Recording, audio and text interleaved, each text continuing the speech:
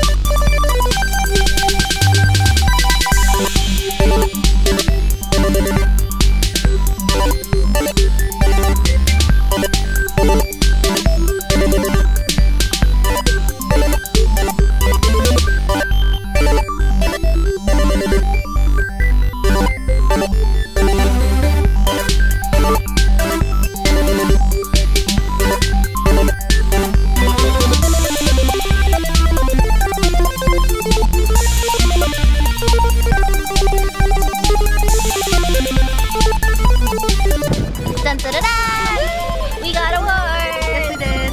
And so I feel so official. It's a real plaque, it's wood and everything. And now we're in Washington Square. Okay. Take a look, take a look. Everything. So pretty. So nice. Yeah. Look at the flowers.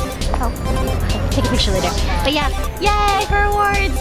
Do great things for your community, That's guys. right. Everything you do All matters. Every little thing. So get out there, help people, make a difference. One step at a time. Do it.